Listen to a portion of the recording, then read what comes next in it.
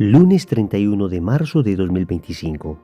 Tres mensajes del Evangelio de hoy, tomados del Evangelio de San Juan, capítulo 4, versículos del 43 al 54. En aquel tiempo salió Jesús de Samaria para Galilea. Jesús mismo había atestiguado: un profeta no es estimado en su propia patria.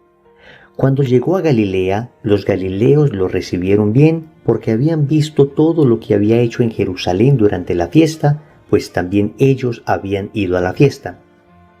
Fue Jesús otra vez a Caná de Galilea, donde había convertido el agua en vino. Había un funcionario real que tenía un hijo enfermo en Cafarnaúm. Oyendo que Jesús había llegado de Judea a Galilea, fue a verlo y le pedía que bajase a curar a su hijo que estaba muriéndose. Jesús le dijo: «Si no veis signos y prodigios, no creéis». El funcionario insiste: «Señor, baja antes de que se muera mi niño».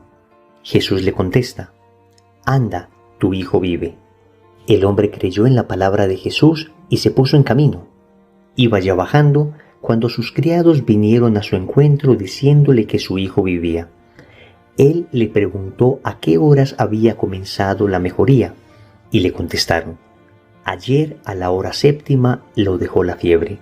El padre cayó en la cuenta de que esa era la hora en que Jesús le había dicho: «Tu hijo vive», y creyó él con toda su familia. Este segundo signo lo hizo Jesús al llegar de Judea a Galilea. Palabra del Señor. Gloria a ti, Señor Jesús. El Evangelio de hoy nos habla de la fe y de las consecuencias que la fe tiene en la vida de las personas. Vamos con tres mensajes. Primero, la fe es un don. Segundo, consejos para orar mejor. Tercero, el tiempo de Dios. Vamos con el primer punto. La fe es un don. Nos cuenta el Evangelio que Jesús en su propia patria había encontrado resistencia.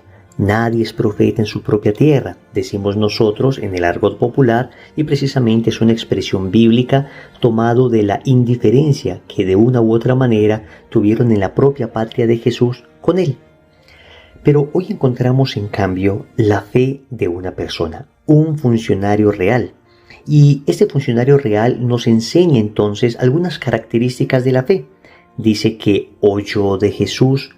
San Pablo dirá que la fe surge del oír la palabra de Dios. Necesitamos escuchar la palabra de Dios para que se suscite la fe. Pero no solamente oyó de Jesús, sino que fue a verlo. Yo puedo escuchar de Jesús y mantenerme lejos de su presencia, mantenerme lejos de aquellos que me van a seguir hablando de Él, que me van a seguir instruyendo, pero no, Él fue a ver a Jesús. Y estando donde Jesús le pidió, ¿qué le pide? Que sane a su hijo. Dice el Evangelio que este hombre creyó en la palabra de Jesús y al final, después de confirmar el milagro, se dice que creyó él y toda su familia. Es importante entender algo de la fe. La fe es un don, es decir, un regalo que se recibe. Nosotros quisiéramos poder producirnos la fe a nosotros mismos, pero en realidad es algo que nos viene desde afuera. Lo que nosotros podemos y debemos hacer es disponer nuestro corazón para que el Señor nos conceda el don de la fe, para que cuando el Señor nos esté dando ese don, nosotros no lo rechacemos. Y es bastante interesante esto porque estamos en el Evangelio de San Juan viendo lo que se conoce como el libro de los signos, una serie de signos, milagros, prodigios que Jesús hace, que suscita la fe de muchas personas, pero también el endurecimiento de otras. ¿Cómo es posible que un mismo milagro para uno sea signo de creer y para otro sea signo de dejar de creer o de endurecerse en su falta de fe? Pues resulta que Dios nos deja libres. Cada cual tiene la libertad de creer o no creer. Si Dios hiciese algo tan absolutamente contundente que nadie pudiese dudar de Él, que nadie pudiese no creer, de alguna manera la fe dejaría de ser un acto voluntario y se convertiría en una obligación. Pero lo que vemos en el Evangelio es que la fe siempre se suscita a partir de los hechos que Jesús hace, de los signos, de las palabras de Jesús, de los milagros, pero como un acto voluntario y libre. Vemos muchas personas que contemplan los mismos signos, las mismas señales, los mismos milagros que otras personas de fe y sin embargo ellos no creen. Alguien decía, ¿por qué no se le aparece el Señor a todo el mundo y ya? La respuesta es porque si se le apareciera a todo el mundo, aún así habría personas que no creerían. Habría personas que dirían, bueno, esto fue sugestión, esto no lo imaginamos, esto tiene algún tipo de explicación biológica, científica, pero nada tiene que ver con un verdadero suceso sobrenatural. A lo que me refiero es que la fe es un don. Uno tiene que pedirla y uno tiene que pedirle a Dios la humildad necesaria para creer. Basta un poquito de fe para aumentar la fe. Porque si tengo un poquito de fe, con ese poquito puedo orar y decirle al Señor, dame más fe. Y todos los días deberíamos pedirle al Señor, dame más fe. Señor, creo, pero aumenta mi fe. Semejante a una represa que se empieza a agrietar. Basta una pequeña grieta en la represa para que se filtre un poquito de agua y a partir de esa agua entonces se hace un hueco enorme y la represa puede salir. Pues lo mismo pasa con la fe, basta que tengas un poquito de fe. Es decir, que tu voluntad tenga una pequeña grieta de amor para que ese poquito de fe signifique después un torrente de fe que viene a nuestro corazón. Pero repito, tenemos que pedir todos los días más fe. Señor, creo, pero aumenta mi fe. Segundo, consejos para orar mejor. Y hay una serie de hechos que podemos decir serían una especie de itinerario para orar mejor y pedir fe.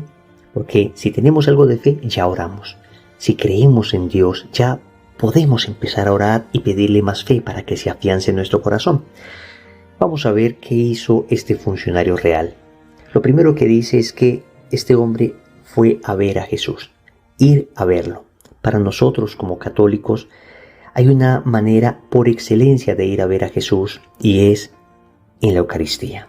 Allí no solamente está su presencia espiritual, sino su cuerpo, sangre, alma y divinidad.